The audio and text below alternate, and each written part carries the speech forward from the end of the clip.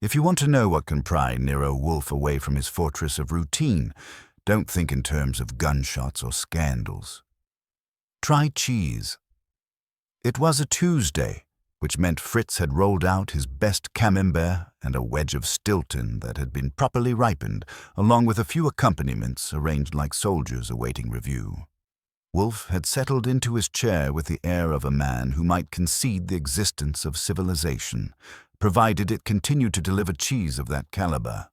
My job, as always, was to keep the office from becoming a highway rest stop for clients, creditors, and cranks.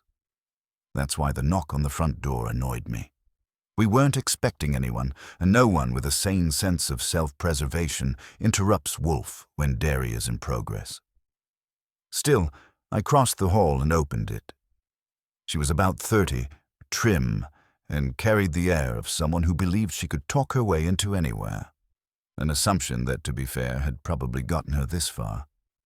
She wore a grey skirt suit, not flashy but efficient, with a leather folio clutched against her chest. Her eyes darted past me like she already knew who she wanted to see. "I need to see Mr. Wolfe." "At once," she said, brisk as a telegram. "Lady," I told her, "people have been sent to the moon with less urgency." "What's the emergency?" Her lips pressed together in the kind of line you see when someone thinks the help is getting uppity. "It's personal and delicate. Please, tell him it's about something missing, something that should never have been touched." That one got my attention, though I didn't let it show. When people come to us about things missing, it's usually jewels, bonds, or loved ones. But the way she said it sounded more like she'd misplaced the crown jewels of her soul. I left her in the hall long enough to test her patience and went back to the office. Wolfe looked up from his plate just enough to register my existence. "A female, 30, in a hurry," I reported. "Wants to see you about something missing. Very delicate," she says. He scowled, which is Wolfe's version of a belly laugh. "Archie, I'm engaged." He gestured toward the cheeseboard as if the case were closed. "She says it should never have been touched." That got him. His eyes, those heavy-lidded brown shutters, flickered open another fraction. He put down his knife, slowly, like a priest setting aside a chalice. "Bring her," he said. When Wolfe tells you to bring someone, it's not an invitation, it's an inevitability. I went and ushered her into the office. She didn't so much sit in the red leather chair as perch, her folio clutched like a lifeboat. "Mr. Wolfe," she began, "my name is Laura Pencombe. I've come because something was taken. From me, yes, but also from my family. And unless it's found, there will be ruin. Social, financial, and perhaps worse." Wolfe steepled his fingers, his bulk immovable, his voice steady as a plumb line. "Madam, ruin is inevitable for all. You will need to specify." She swallowed. "It's a piece of a collection, a cheeseboard, to be precise, an antique. One segment has been removed deliberately, and with it, something else, something hidden. Now, I've been around enough to know that when a woman in a grey suit comes begging about a missing cheeseboard, either it's the setup to a bad joke or the start of a very expensive case. I leaned against my desk, watching Wolfe's expression. He hadn't moved an inch, but I could tell. He was interested. And when Wolfe gets interested, the rest of us better buckle in. The brownstone isn't exactly a bus terminal. Wolfe likes his house as he likes his beer, undisturbed, consistent, and reserved for select company. So every time someone new wedges herself into the red leather chair opposite Wolfe's desk, it's like watching a burglar rearrange the furniture. You know it's wrong, and you're waiting to see how long Wolfe will let it happen before he explodes. Laura Pencombe sat there, smoothing her skirt like it was guilty of something.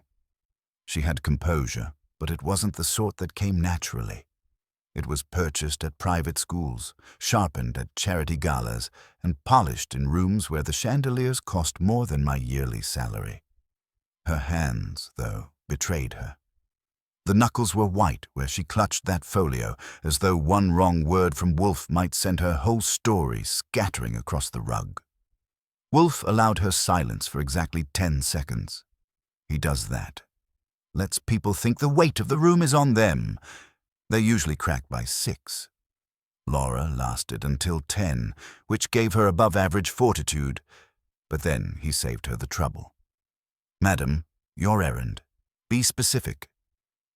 She leaned forward an inch, voice hushed like she was auditioning for a spy picture.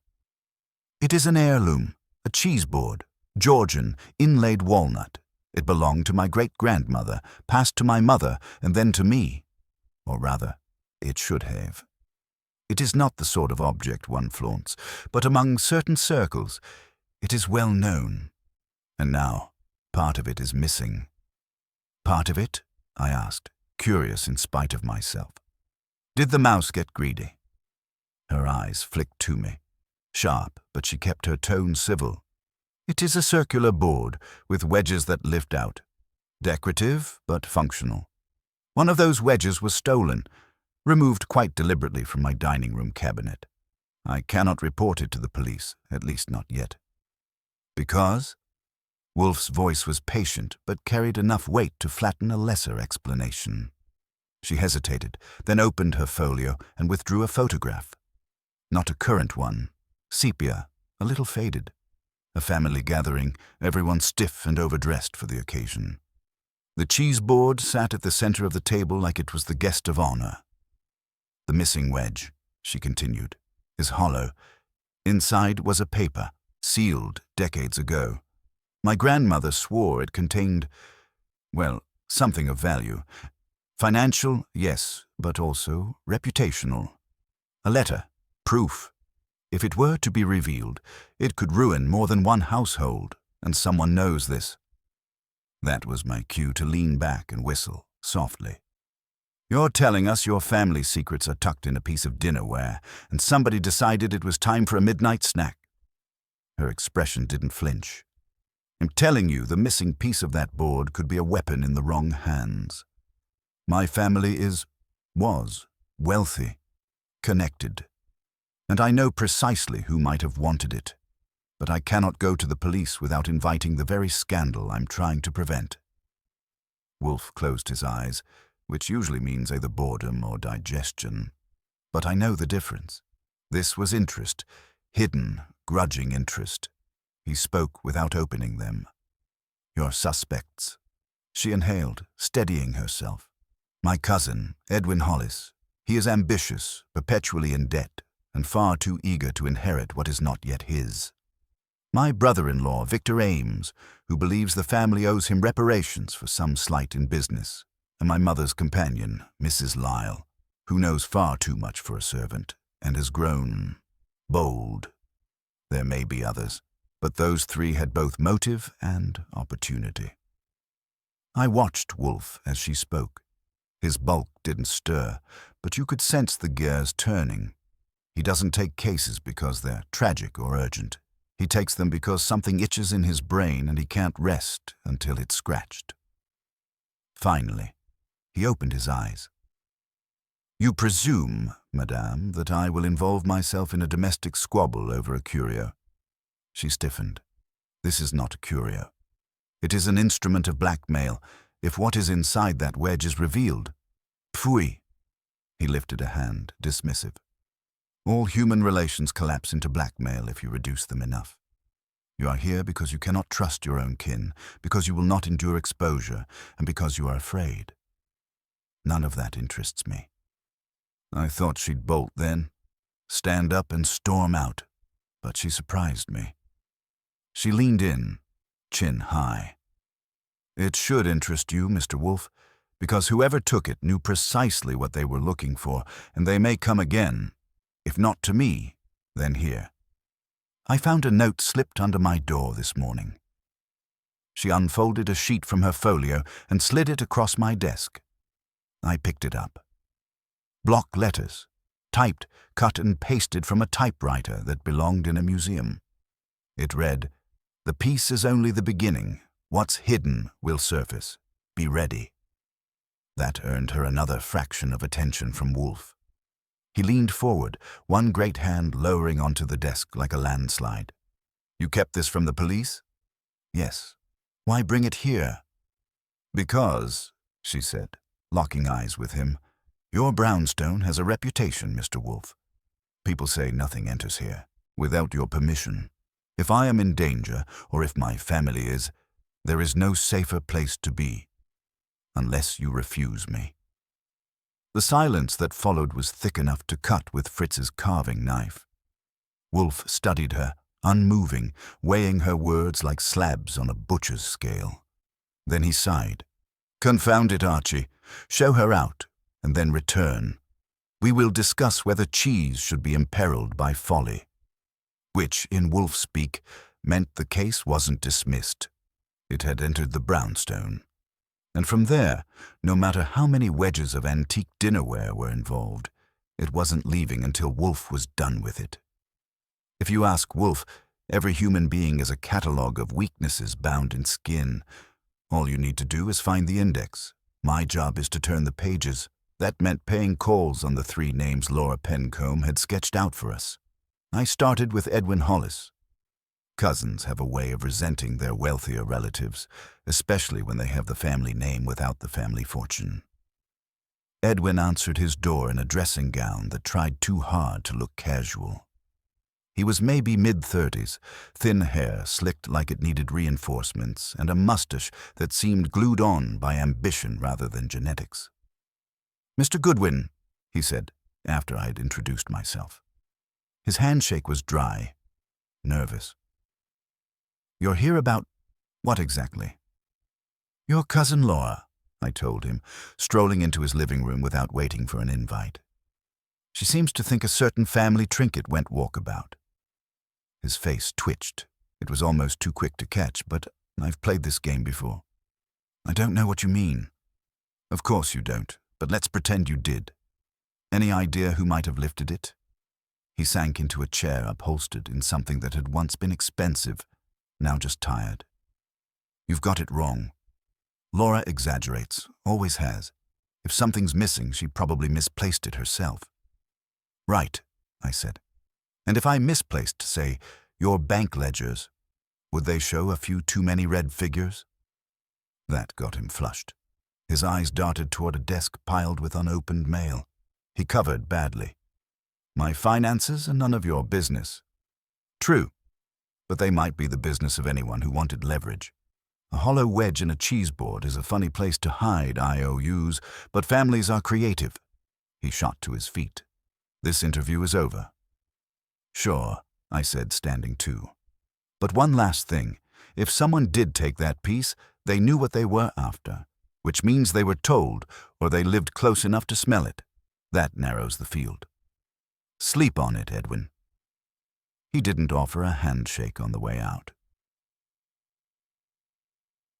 Next stop, Victor Ames, the brother-in-law. If Edwin looked like a man afraid of losing money, Victor looked like a man angry he hadn't made it. He ran a small import business, the kind that survives by selling knockoff silks as if they were genuine. His office reeked of stale cigars and disappointment. He eyed me as though I were a bill collector. "So Laura sent you?" "You might say that," I replied. "She's worried something's gone missing." He barked a laugh that had no humor. "She's worried about property. Tell her welcome to the club. Half of what should have been mine got swallowed up in that family's so-called trust. I gave her sister 10 years of my life, and when she died, what did I get? Pity, and a monthly allowance barely fit for a dog." "Sounds rough," I said. "But would you call it rough enough to pry open a cheeseboard?" His face clouded. "What?" I leaned on his desk. "Casual. One wedge missing, a little hiding place inside. Paper, maybe valuable, maybe incriminating. Ring any bells?" For a moment, his anger turned to something else. "Calculation." Then he waved a hand. "Nonsense. I don't need tricks or heirlooms. I've been cheated openly, not in secret. If I wanted revenge, I wouldn't waste time stealing cheese plates." Not unless the cheese plate could tilt the scales, I offered. His jaw tightened, but he didn't bite. Tell Laura this. If something of hers is missing, she should look in her own mirror. Her family is rotting from the inside. Don't expect me to patch it. I let him stew in his bitterness and left him to it. The third name, Mrs. Lyle, was the kind of servant who knows she's outlasted more than one master. She lived in a modest apartment, funded, I guessed, by the Pencombes' lingering sense of obligation. She opened the door herself, thin, sharp-eyed, with hands that had handled fine china and secrets in equal measure. "Mrs. Lyle," I said, giving her my best smile. "Archie Goodwin, I'm looking into something for your former employer." Her mouth pinched. Former, indeed. I gave 30 years to that family. I know their habits better than they know themselves. That's what makes you useful. Ever notice anyone sniffing around the dining room cabinet? Or taking an unusual interest in cheese? Her laugh was brittle. Cheese, no. Secrets, yes. That house was never quiet, Mr. Goodwin. Whispers behind doors, notes slipped into drawers. Laura thinks she's better than the rest, but she's as frightened as they come. And Edwin, Victor, neither has the stomach for subtlety. If something is missing, it wasn't their hands that took it. Meaning? She met my eyes, steady. Meaning families like that never lose things by accident. They're betrayed by their own blood, or by someone they've kept too close. I let her words hang in the air. She didn't elaborate. She didn't need to. By the time I got back to the brownstone, my notebook was fat with contradictions. Edwin pretended ignorance while sweating debt. Victor screamed about injustice while pretending he'd never heard of the Cheeseboard.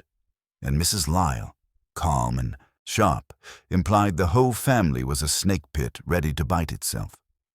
I reported in, giving Wolfe the highlights.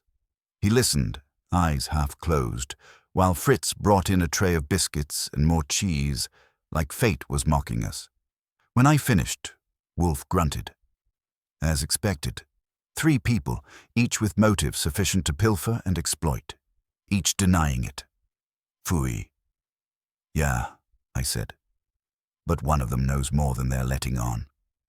Indeed, Wolfe murmured, spreading Stilton on a cracker with surgical precision. The problem is not that they deny. The problem is that they deny too little, which suggests another hand in play. He popped the cracker into his mouth, chewed thoughtfully, and closed his eyes. For Wolfe, that meant one thing. The circle of suspects was open, but the game had only just begun. Wolfe has 2 definitions of leg work. The first is the one in the dictionary, moving your legs to accomplish work. The second is more personal. Anything that requires leaving the brownstone. By that measure, I'm the legs.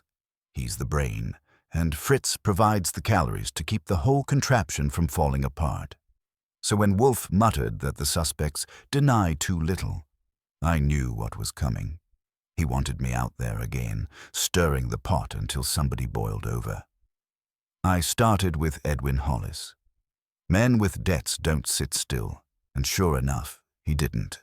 I tailed him from his apartment on East 74th all the way to a low-rent club off Lexington. He thought he was inconspicuous slipping into the side entrance, but I've made a profession out of watching people who think they're sneaky. Inside, I saw him meet with a man who looked like he'd pawned his soul for the price of a sandwich. They spoke in low tones, heads bent together. I didn't need lip reading to get the gist. Edwin was bargaining. His body language screamed desperation, the leaning forward, the quick gestures, the palms sweating onto the table. When he left, the other man stayed behind. I got his name from the bartender with a well-placed bill. Foster, a collector, he said. Not the library kind. The kind that collects on IOUs. So Edwin was in deep. That didn't prove he'd filched the cheeseboard wedge, but it painted him the right shade of guilty.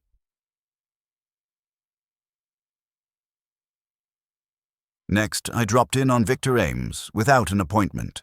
He was at his import office again, but this time I waited until he had a phone pressed to his ear. He didn't notice me at first, which gave me a chance to hear the tail end of his conversation. "No, I told you. It'll surface soon. Then we'll know where we stand." He saw me then, scowled, and slammed the receiver down. "You again." "Me again," I agreed. "Mind if I ask what's supposed to surface soon?" He tried to bluff it off with a laugh. "Business talk, shipments, you wouldn't understand." "Oh, I understand fine. Problem is, you were talking like a man who expects someone else's secret to wash ashore." His jaw worked, but he stayed silent. I made a note of it in my head. People who expect secrets to surface generally know they're under the water in the first place. That evening, I paid Mrs. Lyle another visit. She wasn't pleased to see me. "I told you what I know, Mr. Goodwin." "Sure, but what you didn't tell me is more interesting.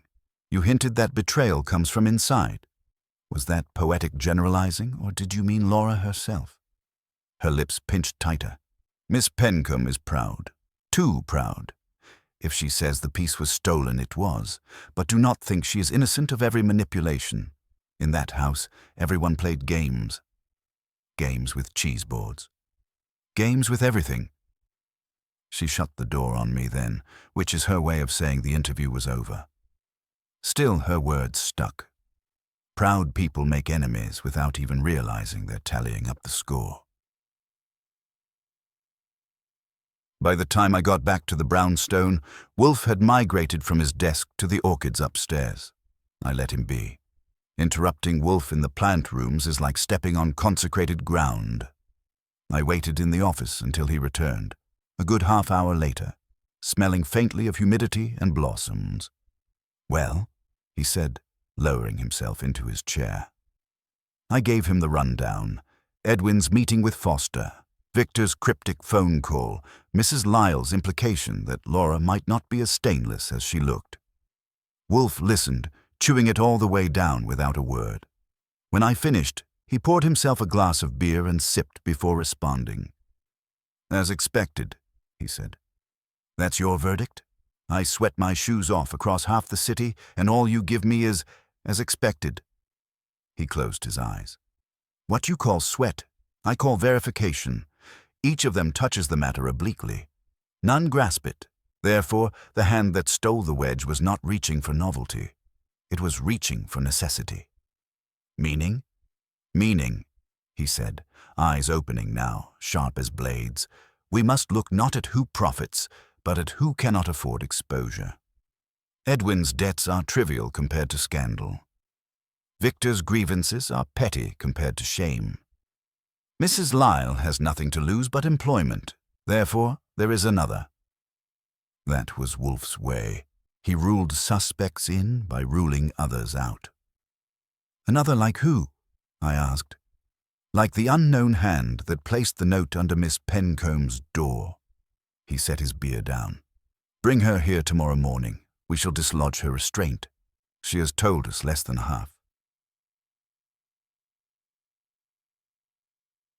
The next morning, Laura arrived, looking more frayed around the edges.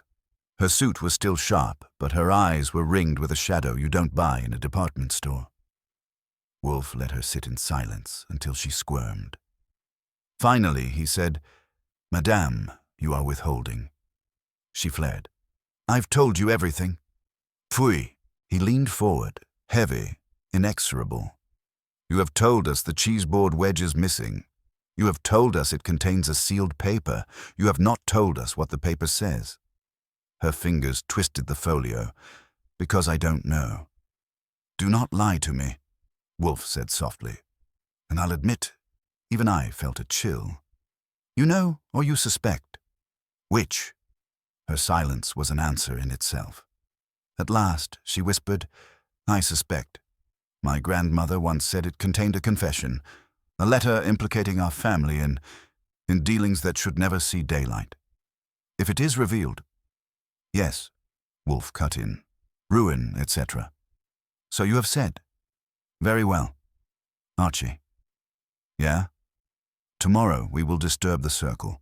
Invite them here, all of them. Meanwhile, watch closely. Something will trespass. That was Wolfe's prophecy. And when he predicts a trespass, you don't question it. You just wait for something to go missing in your own backyard. You don't trespass in the brownstone, not if you value your skin, sanity, or the chance of ever being invited back. Wolfe treats his house as sacred ground, and Fritz runs the kitchen like a monastery. Me, I just keep the hallways free of uninvited pests. So when Wolfe muttered the night before that something will trespass, I figured he was just flexing his prophetic muscles. But he was right. By noon the next day, the trespass had arrived, quiet, careful, and unmistakable. It started with Fritz. He's not the kind of man who panics over much. You could light the kitchen stove with dynamite and he'd probably just adjust the flame. But when he came marching into the office mid-morning, his jaw set tight, I knew it wasn't about the soup stock. "Mr. Wolfe," he said, holding up a small ceramic jar. "This was moved." Now, in any other house, that sentence would be laughable. But Wolfe sat forward. The jar was one of the spice canisters, imported, labeled in Wolfe's precise hand, always arranged in order. Fritz knew their positions like he knew his rosary. "Where was it?" Wolfe asked. "Third shelf, left side. But today, this morning, it was 1 inch to the right." I almost cracked wise about the spice police, but Wolfe's expression shut me down. He held out his hand. Fritz delivered the jar as if it were evidence in a murder trial. Wolfe examined it, weighed it in his palm, sniffed it, then set it down on his desk. "Archie," he said, "lock the doors." That was Wolfe for the brownstone has been violated. I went through the rooms like a cop with a warrant. Nothing was broken, nothing obviously stolen, but the spice jar had been tampered with, no question. I checked the windows, no forced entry. Whoever it was had been confident, maybe even casual. That was worse than a busted lock. Back in the office, Wolfe sat glowering at the jar like it had insulted him personally. "This," he rumbled, "is intolerable." "You mean somebody's been in here?" I asked. "Obviously. And they sought something. Not spices, Archie. Information. They knew the brownstone is impregnable to questions, so they sought to extract answers by intrusion. The trespass is symbolic as well as literal." That was Wolfe's way of saying, whoever moved the jar wanted him to know they'd been inside.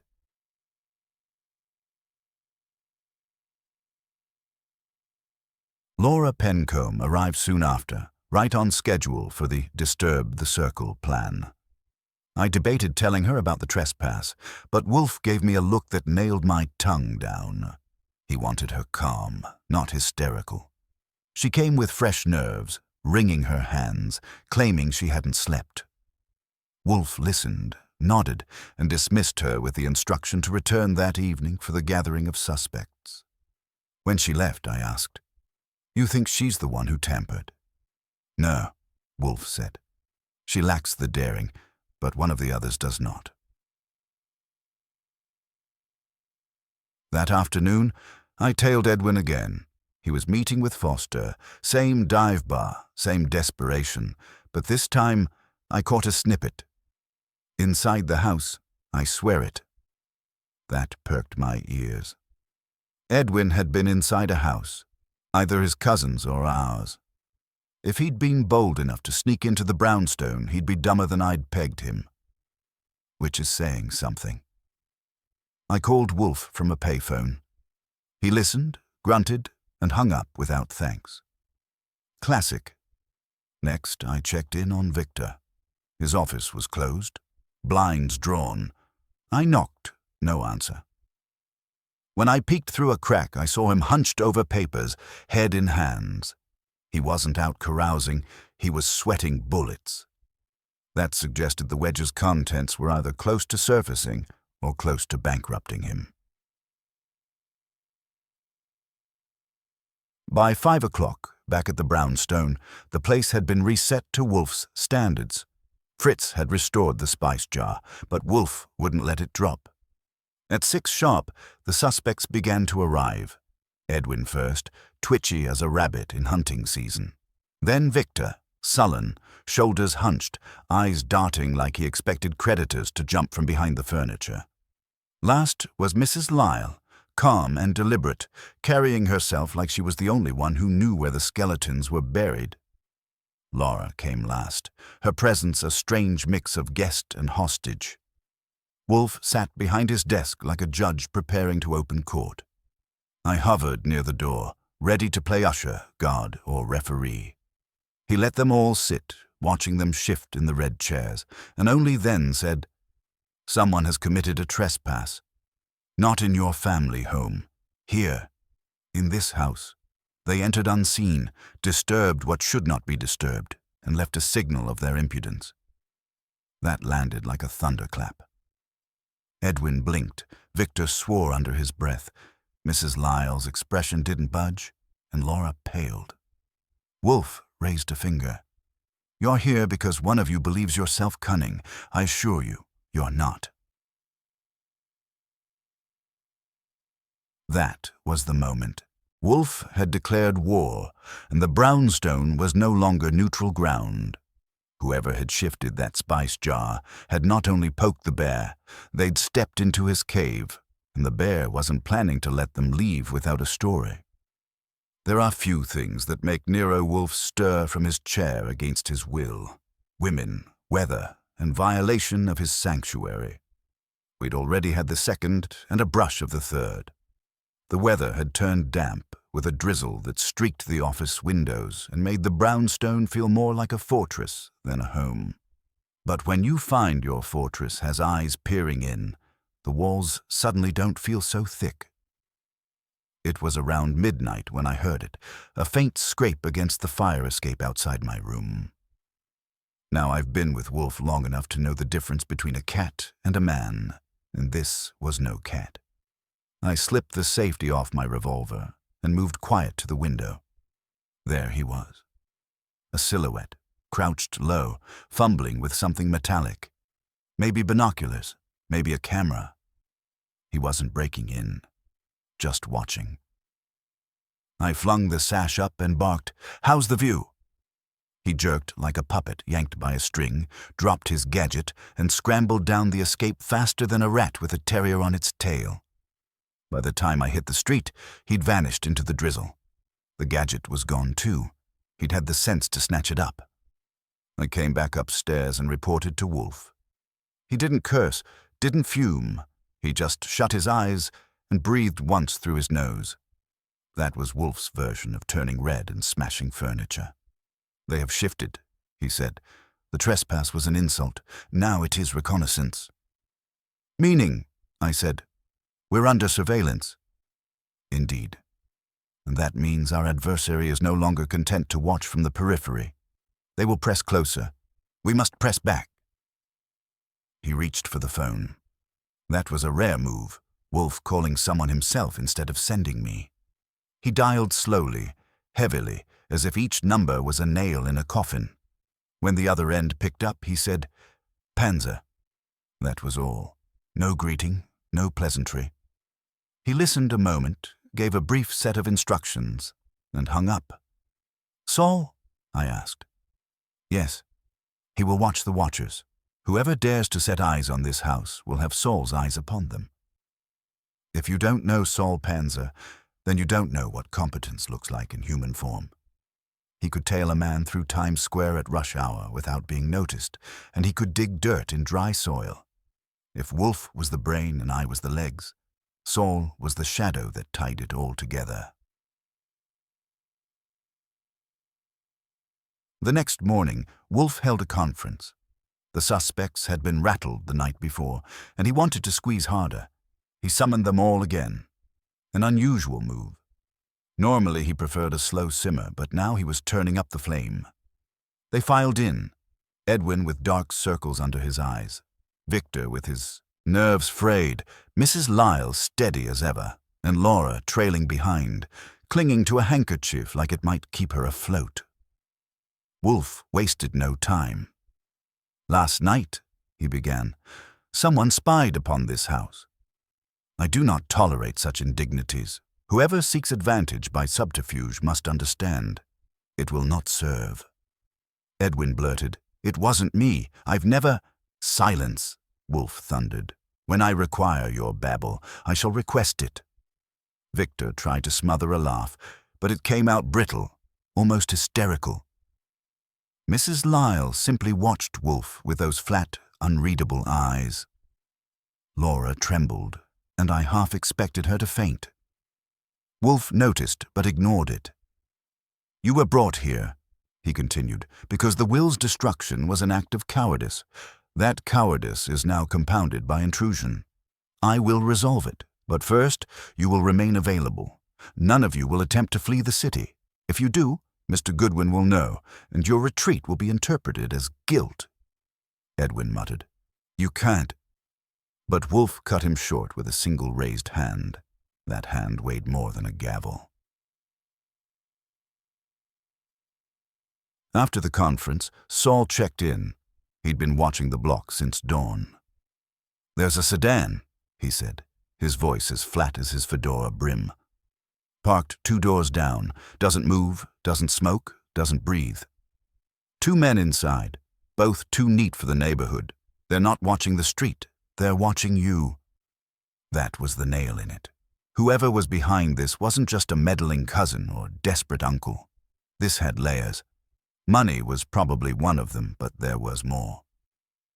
Wolfe leaned back in his chair, fingertips pressed together. "So, they escalate. Let them. We shall escalate in turn." I asked him how. He opened his eyes, and for once there was something almost savage in them. By compelling their confession, by turning their intrusion into exposure. "Tonight, Archie, we will prod. Hard." That night, the rain thickened into a downpour. The brownstone hummed with tension. Fritz moved around the kitchen like a ghost, rattled by the knowledge that strangers had stalked his domain. Saul was out in the wet, invisible but close. And Wolfe didn't eat dinner. That alone told me how serious he was. At 8 o'clock sharp, the suspects returned for round 2. Wolfe had me arrange them not in chairs, but around the dining table, as if they were guests at a banquet. Except the banquet was tension, and Wolfe was the host. He started with Edwin. "You," he said, "are reckless, intemperate, and impoverished. You sought access to this house in order to secure something you believed would rescue you. What was it?" Edwin shook his head, sweating, stammering. Wolfe moved on without waiting. To Victor, "You gamble not with dice, but with ledgers. Your debts rot you. The wedge contained knowledge." "What knowledge?" Victor's mouth opened, but no words came. Then Mrs. Lyle. "And you alone appear composed. Too composed. You knew what was in the will, did you not? You knew, and that knowledge was what you feared exposed." Her eyes narrowed, but she said nothing. Laura's tears began before Wolfe even addressed her. He let the silence sharpen around her sobs until the room felt like it might break. Then Wolfe leaned back and closed his eyes. "You will leave now, return tomorrow, and tomorrow the trespasser will be revealed." They scattered like pigeons after a gunshot. When the last of them had gone, I asked Wolfe, "You really know?" His lips curled. "I know enough, but tonight Saul will bring the rest."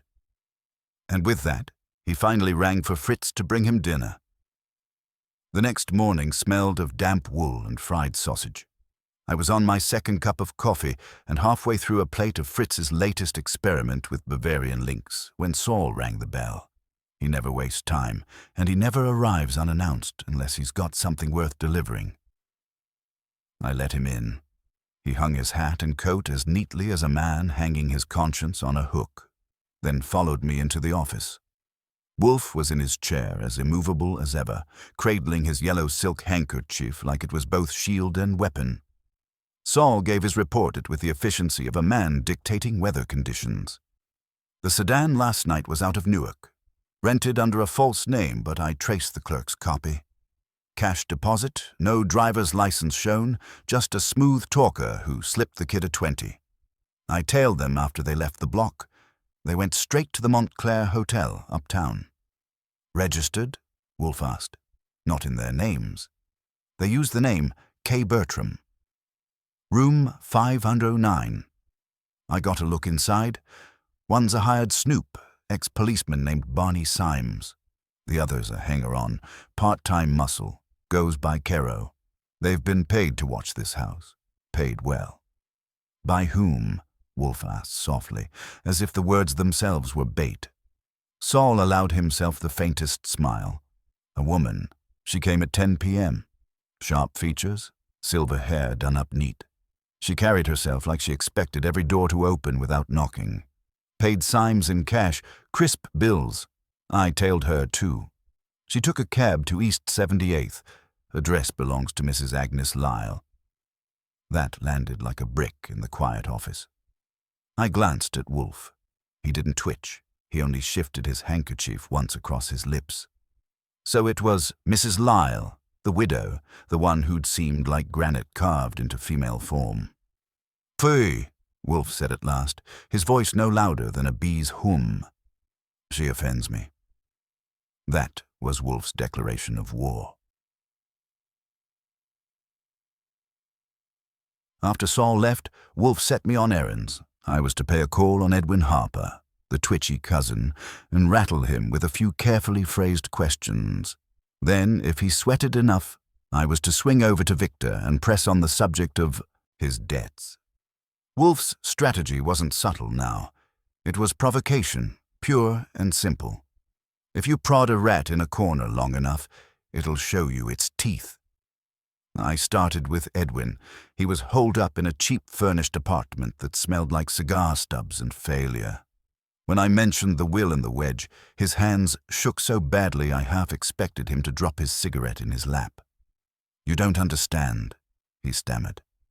"It wasn't about money, at least not only money. It was what the will said about Agnes, about Laura. You think I'm stupid, don't you? But I know enough to see that Agnes—" He caught himself, shut his mouth, and shoved me toward the door. That was enough to mark a trail. Victor was calmer, but calm like a pond that's just hiding snapping turtles underneath. When I pushed him about his finances, he smiled in that way men smile when they want to bite your throat but have to use teeth they can't afford to lose. "You think I'd risk Wolfe's wrath for a few debts? You're crazy. I'm no fool, Goodwin. Agnes has the real reason to sweat, not me." I left him polishing his empty pride and headed back to the brownstone.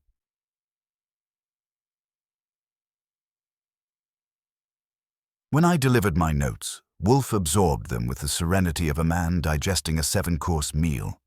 He closed his eyes, steepled his fingers, and let silence stretch until I thought about whistling just to break it. Finally, he said, "It is consistent. Mrs. Lyle retained watchers.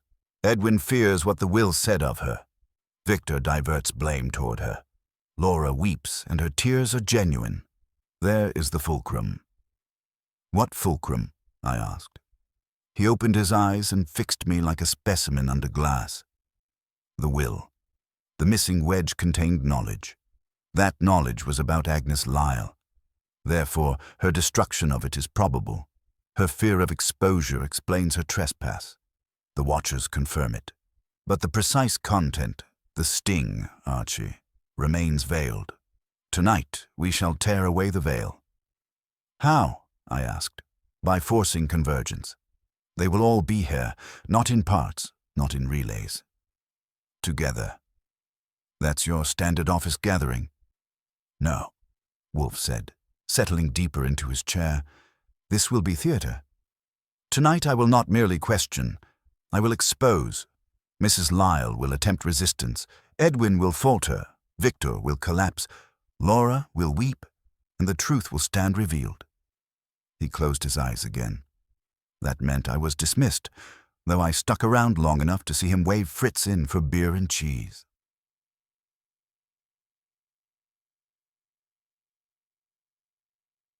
The evening brought thunder, literally. Clouds had been sulking all day, and by nightfall they let loose with a storm that rattled the window panes. It set the perfect backdrop for Wolfe's staging. We had the suspects assembled in the office by 8. This time, Wolfe didn't let them scatter around the room. He directed them to chairs in a semicircle facing his desk. If they felt like school children before the headmaster, that was deliberate. I stood at the back, near the globe, notebook in hand, though I didn't need to write anything down. The air was too charged to forget. Wolfe opened with no preamble. "Ladies and gentlemen, your furtive stratagems displease me. You have trespassed, spied, dissembled. You have attempted to conceal what is in fact transparent. I am not amused." Edwin swallowed loudly. Victor pretended indifference, but tapped one foot in nervous Morse code. Laura clutched her handkerchief until it tore. And Mrs. Lyle? She sat straight-backed, jaw tight, eyes sharp. Wolfe's gaze rested on her. "Madam, you employed Barney Symes and his confederate to watch this house. You destroyed a document. Both actions are to your discredit, but your most grievous act was attempting to mislead me. That is unforgivable." Agnes Lyle did not blink. "You can't prove a word of that." Wolfe smiled. And let me tell you, Wolfe's smile is rarer than a diamond in a coal chute, and about as comforting as a loaded revolver in the dark. "Pfui, I shall not prove, I shall demonstrate." And with that, he rang the bell for Fritz, signaling the moment had arrived to prepare for the final act. When Nero Wolfe rings the bell for Fritz during an interrogation, it isn't because he wants beer, it's because he wants theater. And sure enough, Fritz entered with a tray. Not of food, but of small index cards stacked neatly beside a polished silver bell Wolfe hadn't used in years. He placed them on Wolfe's desk and retreated silently, eyes darting at the suspects as if he were leaving a room full of wildcats. Wolfe picked up the cards one by one, turning them as though they were playing pieces in a game only he understood. Then he began. "Edwin Harper," he said, his voice even, "you seek to survive on charm and borrowed dollars. The wedge from the cheeseboard was no bauble. It contained a codicil to the will. That codicil condemned your uncle's fortune to strict oversight. You, sir, were to receive nothing unless Mrs. Lyle approved." Edwin blanched, then sputtered. "That's a lie. You're just guessing." Wolfe's lip curled. "Pfui, you have already betrayed yourself. You feared what was written because you had seen it. And you babbled to Mr. Goodwin about Agnes. Your tongue runs faster than your wits." Edwin's jaw worked, but no words came. Wolfe flicked the card aside like a card sharp dismissing a losing hand. He turned his gaze on Victor. "You, Victor Price, are a bookkeeper with debts stretching wider than your ledgers. The codicil named your frauds Mrs. Lyle had tolerated for years, but which her husband would not. Exposure would have meant prison. That knowledge made you desperate. But you lacked the courage to destroy the codicil yourself. You hoped another would, and when it vanished, you clung to relief like a drowning man clings to driftwood." Victor flushed, veins standing out at his temples. "You can't prove any of that. You don't know what was in it. None of us do." "None?" Wolfe's brows arched. "Then how do you know what I do not?" That landed like a hammer. Victor shut his mouth so hard his teeth clicked. Next came Laura. Wolfe softened his tone, not out of pity, but out of strategy. "Miss Laura, you were shielded by that codicil. Your late father wished you emancipated from your aunt's control. He wished a portion of his fortune placed in your direct keeping, not hers. Do you deny that?" Laura's tears came faster, her head shaking. I don't know. I never saw it." "You did not. But your trembling has told me enough. You are innocent of tampering. Yet you are the reason the codicil was destroyed. Your freedom meant your aunt's loss. And finally, Wolfe let the silence hang as his eyes settled on Agnes Lyle. He leaned back, closed his eyes, and spoke with the patience of a judge delivering a sentence. Madam, your offense is tripartite. You destroyed the codicil, robbing your niece of independence. You retained spies to watch me, believing I might restore it. And worst of all, you presumed I could be thwarted by so trivial a stratagem. For that insult alone, I should expose you. Agnes sat stiff, hands clasped tight, her face granite. I protected this family, she said. You don't know what chaos Laura would invite if she controlled her share. She's naive, impulsive. She'd squander it, ruin herself. My husband knew that. He changed his mind after drafting that codicil. I burned it because it was mercy. The room went dead quiet. Edwin's mouth gaped. Victor stared at her like she'd turned into a ghost. Laura sobbed into her handkerchief. I admit, even I felt a chill, not because of what she said, but because she said it without flinching. She believed it. Wolfe opened his eyes, and the anger there was ice cold. You dare ascribe your fear to benevolence? Pfui, you destroyed not to protect, but to control. You feared the loss of dominion. You despise chaos because chaos loosens your grip. Agnes straightened. And if I did? The girl would have wasted it. Victor would have stolen it. Edwin would have begged for it. I'm the only one capable of preserving it. I took the burden because none of them could. By what right? Wolfe thundered. By necessity, she snapped back. The crack of thunder outside punctuated her words. It felt almost rehearsed. For a long moment, Wolfe said nothing. He simply closed his eyes again, letting the storm and the silence grind together. Then he rang the silver bell on his desk. The office door opened. Saul Panzer stepped in, raincoat damp, eyes steady.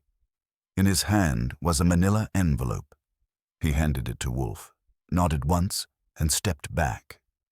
Wolfe slid out the contents, photographs. Clear shots of Agnes handing money to Barney Symes in the Montclair lobby. Wolfe fanned them like cards across the desk. You speak of necessity, Wolfe said quietly. But necessity does not hire spies. Necessity does not crouch on fire escapes. This was not mercy. It was desperation. And desperation, madam, is guilty. Agnes's composure cracked at last. She slumped back, lips trembling, and for the first time looked like something human instead of stone.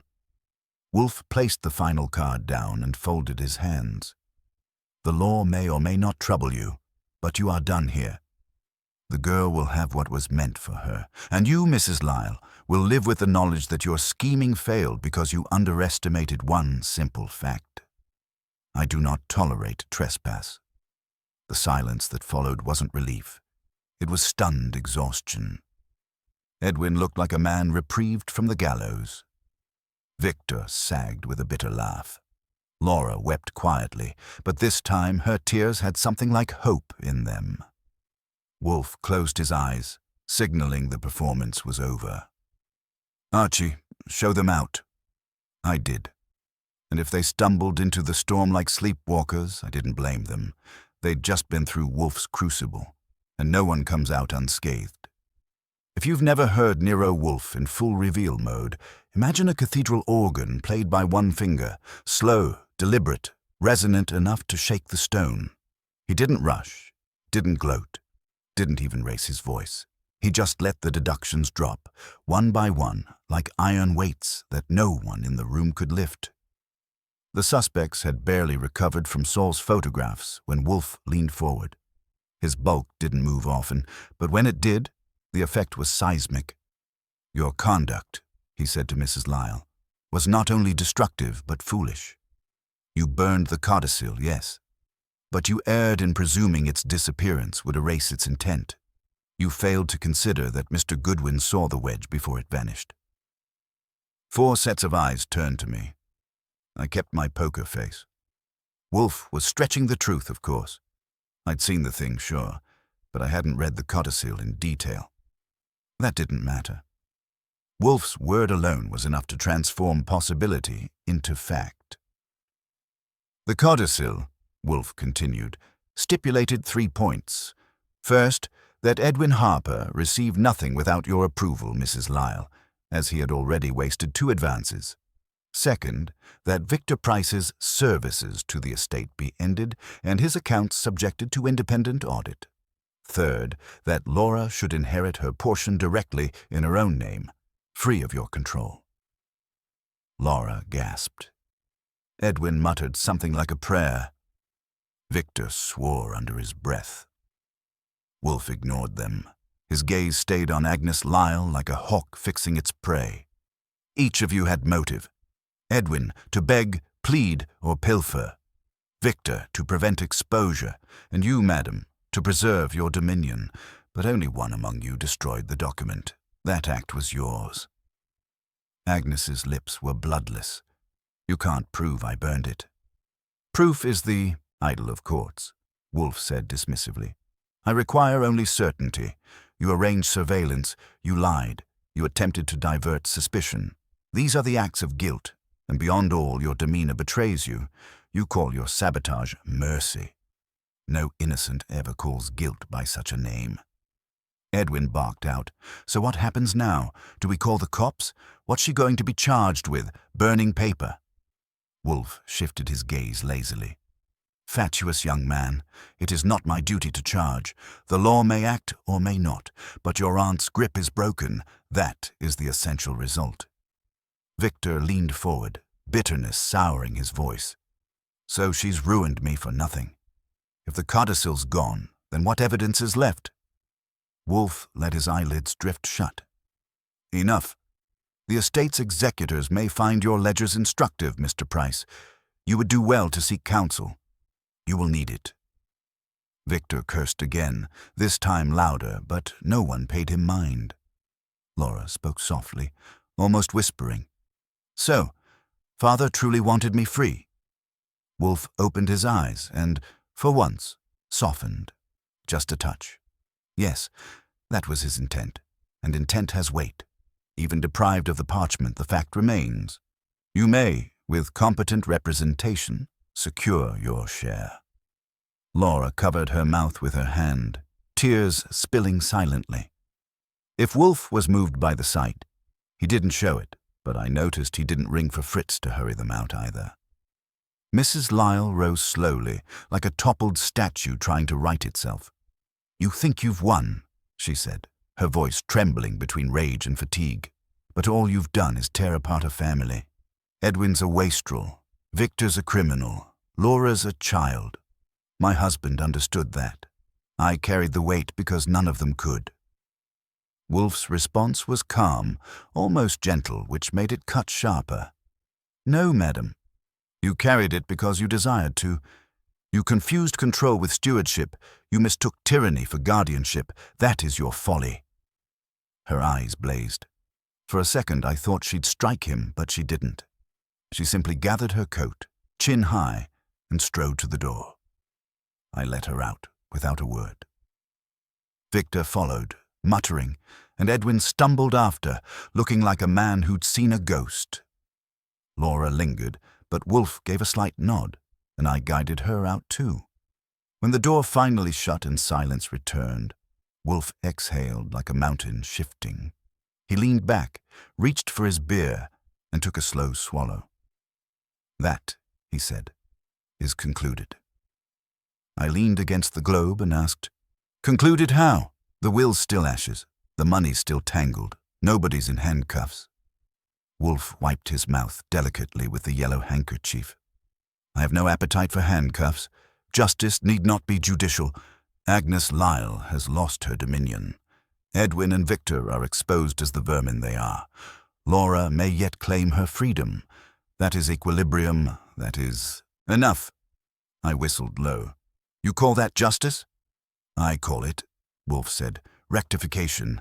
Justice is a word debauched by misuse. What remains is truth. We have it. Therefore we are done. And just like that, he shut his eyes, signaling the case was over.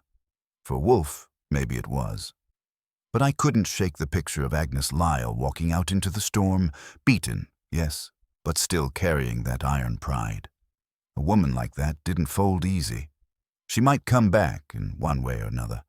Still, in that office, with the storm outside and Fritz clattering in the kitchen, the world had reset. Wolfe had pulled the strings, cut the knots, and let the pieces fall where they may. Whether they broke or fit together again wasn't his concern.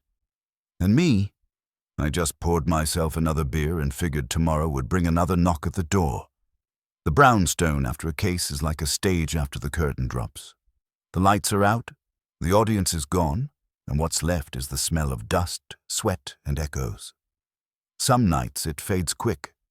This one clung like cigar smoke.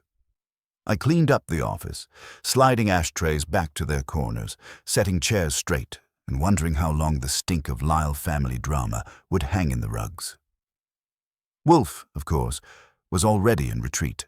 He'd unfolded himself out of the chair only long enough to shuffle toward the kitchen. The case was concluded. Therefore, the world could shrink again to orchids, food, and beer. But me? I couldn't turn it off.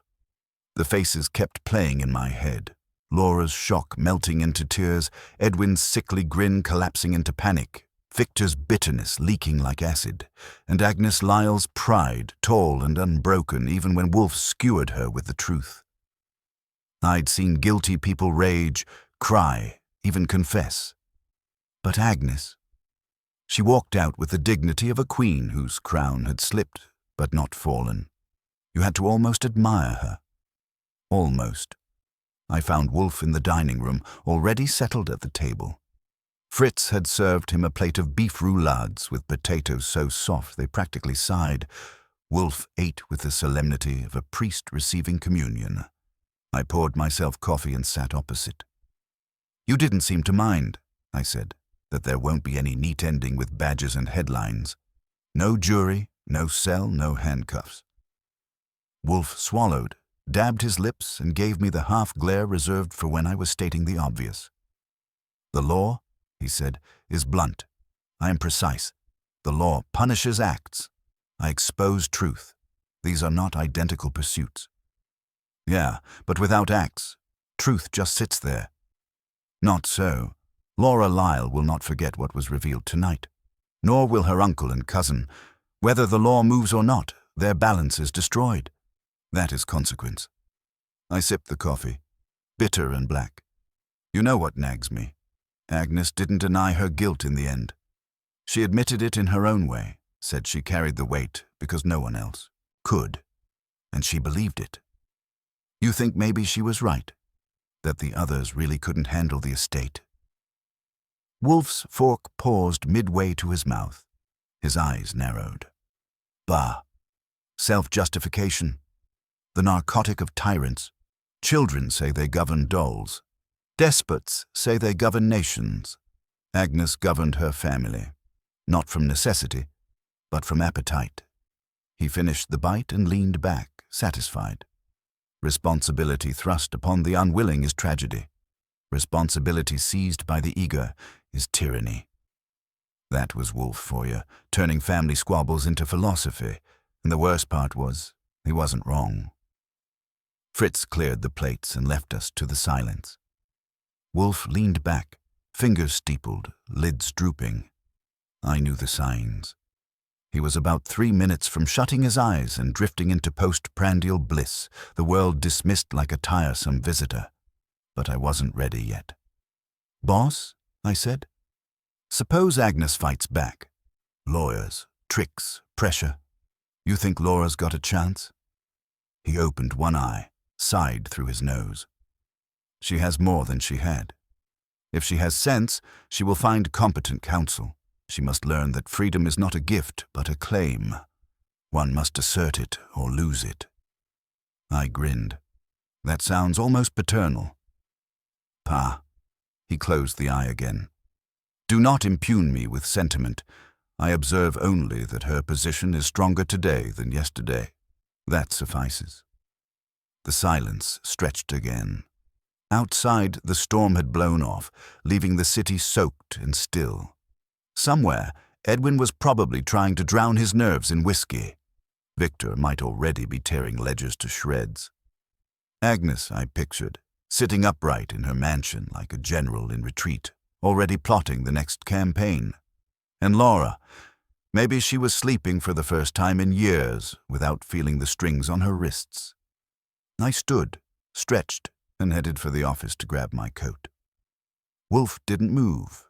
He was already drifting away, content as a man can be with orchids waiting in the morning. That's the thing about working for Wolfe. Cases don't end in parades. They end in quiet rooms, half-finished glasses, and reflections that gnaw at you longer than they should. He called it equilibrium. I called it something closer to justice, even if the courts never touched it. On my way out, I paused at the door. The brownstone felt heavy, like it always did after a case that hit deeper than murder. Paper burns quick, control lasts longer. But somewhere in between, truth leaves its mark, and that's what Wolfe delivered, whether anybody wanted it or not. I flicked off the lights, stepped into the cool night, and pulled the door shut. Tomorrow would bring another knock, another desperate face, another story soaked in lies. Wolfe would grumble, I'd wisecrack, and between us, we'd untangle it. But for tonight, the storm was over, and in this city, that was as close to peace as you ever got.